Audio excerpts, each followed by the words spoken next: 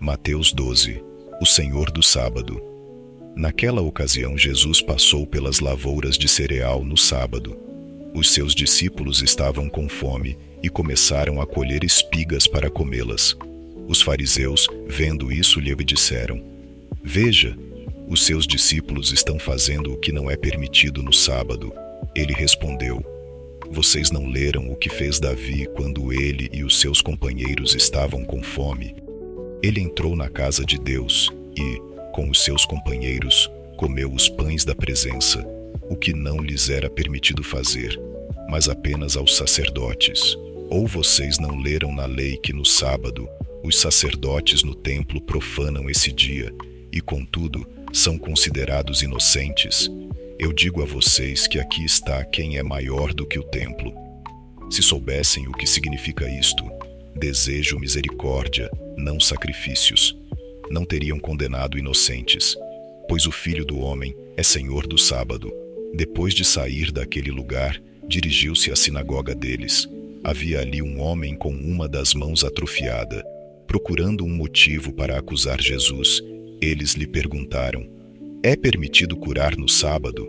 Ele lhes respondeu: Quem de vocês, se tiver uma ovelha e ela cair em um buraco no sábado, não irá pegá-la e tirá-la dali?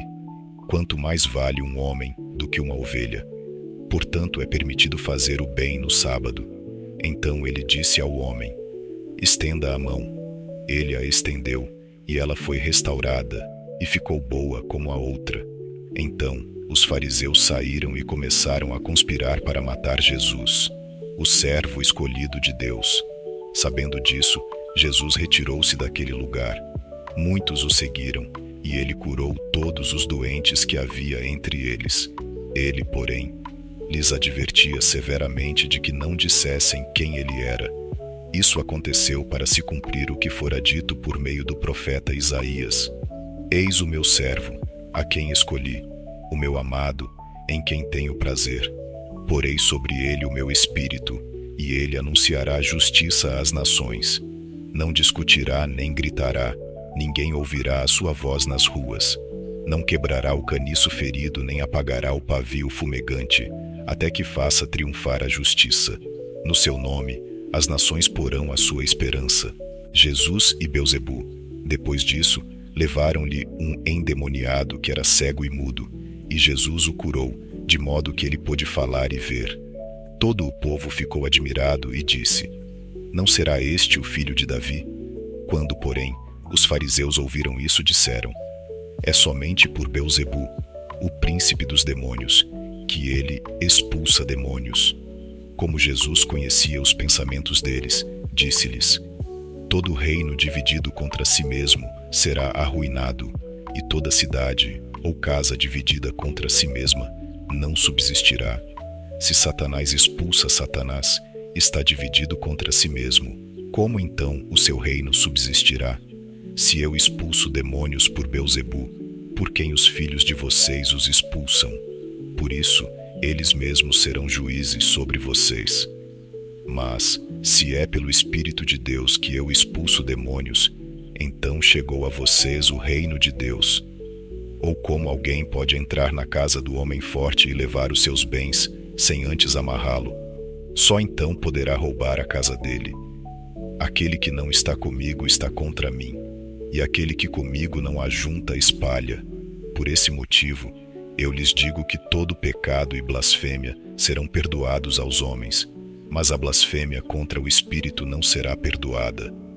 Todo aquele que disser uma palavra contra o Filho do Homem será perdoado, mas quem falar contra o Espírito Santo não será perdoado, nem nesta era, nem na que há de vir. Uma árvore boa dá fruto bom, e uma árvore ruim dá fruto ruim, pois uma árvore é reconhecida pelo fruto que dá. Raça de víboras, como podem vocês que são maus dizer coisas boas? Pois a boca fala do que está cheio, o coração. O homem bom tira boas coisas da bondade que entesoura no coração, mas o homem mau da sua maldade tira coisas más. Mas eu digo que no dia do juízo, os homens darão conta de toda palavra inútil que tiverem falado, pois, por suas palavras, vocês serão absolvidos e por elas serão condenados. O sinal de Jonas. Então alguns dos fariseus e dos mestres da lei lhe disseram: Mestre, queremos ver um sinal milagroso feito por ti. Ele respondeu: Uma geração perversa e adúltera pede um sinal milagroso, mas nenhum sinal será dado, exceto o sinal do profeta Jonas. Pois como Jonas esteve 3 dias e 3 noites no ventre de um grande peixe, assim o Filho do Homem ficará 3 dias e 3 noites no coração da terra. Os homens de Nínive se levantarão no juízo contra esta geração e a condenarão, pois eles se arrependeram com a pregação de Jonas. E aqui está algo que é maior do que Jonas. A rainha do sul se levantará no juízo contra esta geração e a condenará, pois ela veio dos confins da terra para ouvir a sabedoria de Salomão. E aqui está algo que é maior do que Salomão. Quando um espírito imundo sai de um homem, passa por lugares áridos procurando descanso. Como não o encontra, diz: Voltarei para a casa de onde saí. Ao chegar, encontra a casa desocupada, varrida e em ordem. Então vai e traz consigo outros 7 espíritos piores do que ele, e entrando, passam a viver ali, tornando o estado final daquele homem pior do que o primeiro. Assim acontecerá a esta geração perversa. A mãe e os irmãos de Jesus. Jesus ainda falava à multidão, quando a mãe e os irmãos dele chegaram do lado de fora, querendo falar com ele. Alguém lhe disse: A tua mãe e os teus irmãos estão lá fora e procuram falar contigo. Quem é a minha mãe e quem são os meus irmãos? Perguntou ele. Estendendo a mão para os discípulos, disse: Aqui estão a minha mãe e os meus irmãos. Pois quem faz a vontade do meu Pai, que está nos céus, esse é meu irmão, minha irmã e minha mãe.